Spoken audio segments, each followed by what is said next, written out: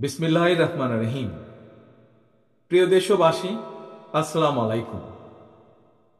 গৌরবজনক এই ঐতিহাসিক মুহূর্তে বাংলাদেশের সাহসী ছাত্র জনতাকে বিরচিত অভিনন্দন।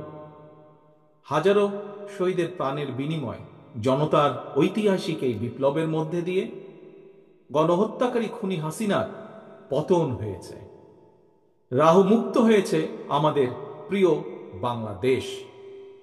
জনতার বিপ্লবের প্রথম ধাপ চূড়ান্তভাবে সফল হয়েছে। লাখো শহীদের প্রাণের বিনিময়ে অর্জিত বাংলাদেশ কখনো পরাজয় মানতে পারে না। এই ঐতিহাসিক বিপ্লবের মধ্যে দিয়ে আবারও প্রমাণিত হয়েছে, দল মত নির্বিশেষে সকলে ঐক্যবদ্ধ থাকলে এই বাংলাদেশকে কেউ কখনো পরাজিত করতে পারে না, পারবে না। প্রিয় দেশবাসী, বিজয়ের এই ঐতিহাসিক মুহূর্তে আমি আজ সেই সব মায়েদের প্রতি বিনম্র শ্রদ্ধা জানাই, এই গণবিপ্লবে যারা তাদের প্রিয় সন্তানকে হারিয়েছেন। এভাবে গত 15 বছরে ফ্যাসিবাদী শাসনকালে অনেক সন্তান তার প্রিয়তম পিতাকে হারিয়েছেন, অনেক স্ত্রী প্রিয়তম স্বামী হারিয়েছেন, গুম খুন অপহরণ করে অসংখ্য মায়ের বুক খালি করে দেওয়া হয়েছে। আপনাদের সন্তানের শহীদ মৃত্যু, স্বজনদের ত্যাগ তিতিক্ষায় 2024 সালের 5ই আগস্ট প্রিয় বাংলাদেশ আরেকটি বিজয় দেখেছে। জনতার ঐতিহাসিক বিপ্লব সফল করতে গিয়ে অসংখ্য ছাত্র জনতা আহত হয়েছেন।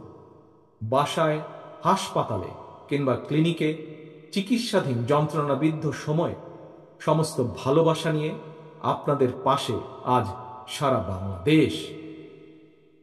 খুনি হাসিনার বিরুদ্ধে আন্দোলন করতে গিয়ে অসংখ্য মানুষ মিথ্যে মামলা ও রাজনৈতিক উদ্দেশ্য প্রণোদিত মামলায় গ্রেফতারের শিকার হয়েছেন, কারাগারে নিক্ষিপ্ত হয়েছেন।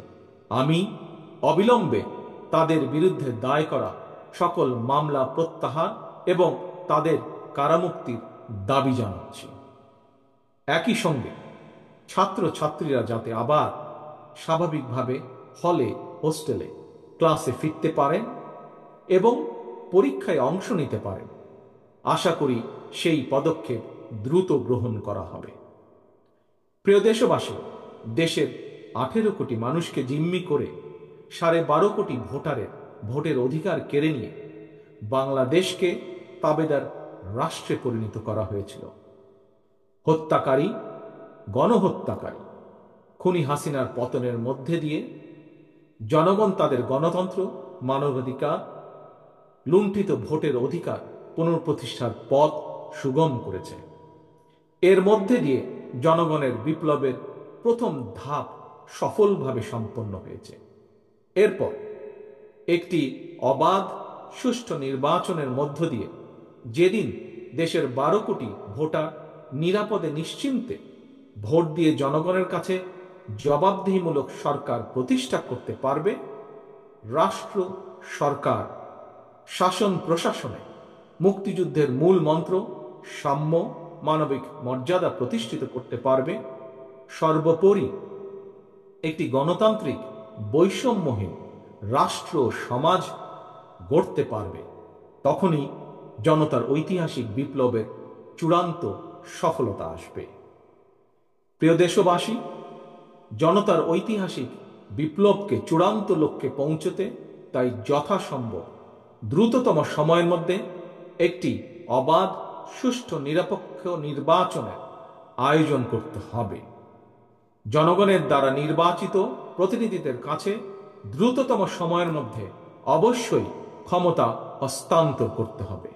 একটি বৈষম্যহীন গণতান্ত্রিক বাংলাদেশ প্রতিষ্ঠার লক্ষ্যে একটি অবাধ, সুষ্ঠু নির্বাচন আয়োজনের জন্য বিএনপি সহ বাংলাদেশের প্রতিটি গণতান্ত্রিক রাজনৈতিক দল সব রকমের সহযোগিতা করবে।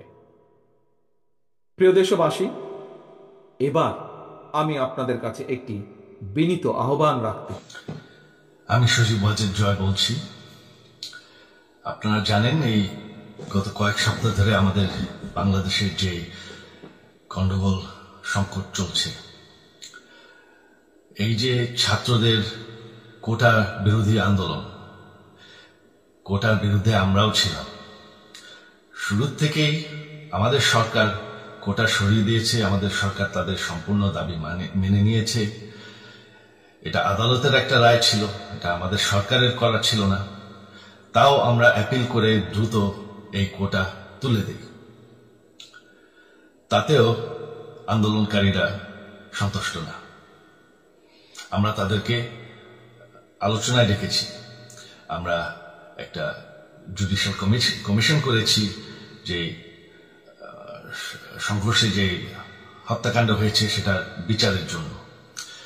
অনেক পুলিশ অফিসার যারা অতিরিক্ত ফোর্স ইউজ করেছে তাদেরকে আমরা সরিয়ে সাসপেন্ড করেছি। তাতেও এই আন্দোলনকারীরা সন্তুষ্ট নয়। আমরা যতই ছাড়, প্রধানমন্ত্রী নিজেই তাদেরকে ডেকেছেন যে আসেন আমরা আলোচনায় বসি, তাতেও তারা সন্তুষ্ট না। আমরা যতই ছাড় দিতে থাকি, যতই তাদের দাবি মেনে নিতে থাকি, তারা কিছুতেই সন্তুষ্ট না, তারা খালি দাবি বাড়িয়ে যাচ্ছে। এখন দাবি হচ্ছে যে সরকারের পতন।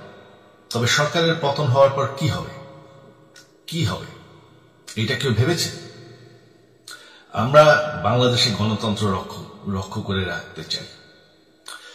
সরকার পতন করে নতুন সরকার আসার সাংবিধানিক অনুযায়ী শুধুমাত্র একটি উপায় আছে, সেটা হচ্ছে নির্বাচন। আমাদের সুপ্রিম কোর্ট রায় দিয়েছে যে কোনো অনির্বাচিত সরকার 1 মিনিটের জন্য ক্ষমতা নিতে পারবে না। তো তাদের এই নির্বাচনের দাবিও যদি আমরা মেনে নেই, তো তারা তো এই পর্যন্ত কোনো দাবি, আমরা যত দাবিতেই রাজি হয়েছি তারা তাদের দাবি বেরিয়ে যাচ্ছে। তার মানে কি, আমরা যদি এখন এই নির্বাচন, সরকার পতনের দাবিও মেনে নেই, তারা তখন দাবি করবে যে না, এই সরকারের আন্ডারে নির্বাচন, এই নির্বাচন আমরা মানব না। তখন কি হবে এটা কেউ ভেবেছে?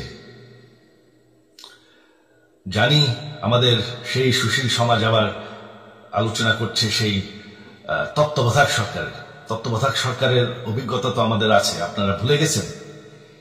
সেই তত্ত্বাবধায়ক সরকারকে নষ্ট করে দেওয়া হয়েছিল বিএনপির আমলে ইলেকশন রিগ করার জন্য।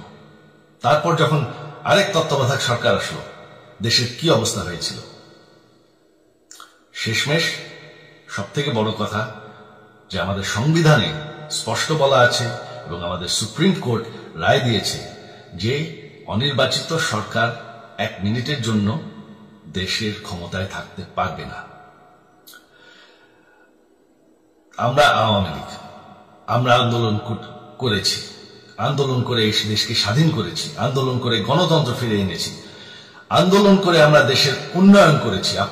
আপনারা যে বঙ্গবন্ধুর মেয়ে শেখ হাসিনার বিরুদ্ধে বলছেন, আজকে শেখ হাসিনা না থাকলে বাংলাদেশ এতদূর আসতে পারত? অসম্ভব। কেউ কল্পনা করতে পারে না যে বাংলাদেশ এরকম উন্নতি করবে, এরকম উন্নয়ন হবে।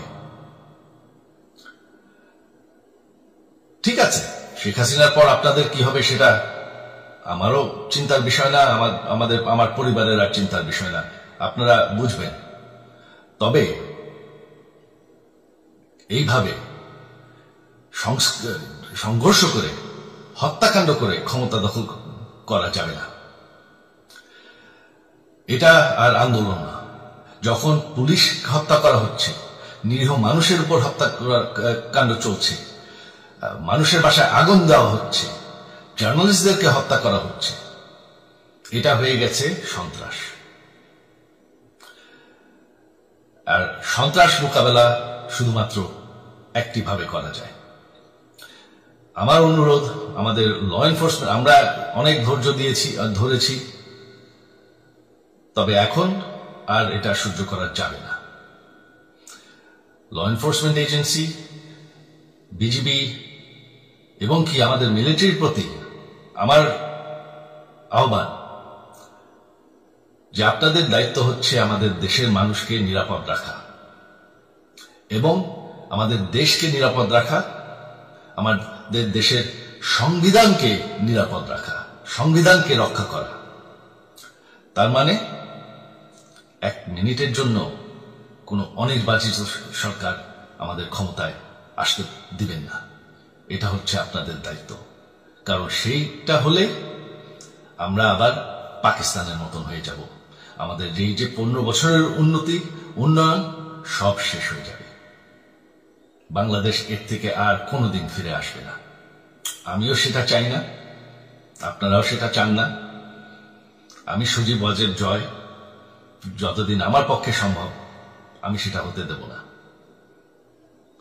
জয় বাংলা, জয় বঙ্গবন্ধু।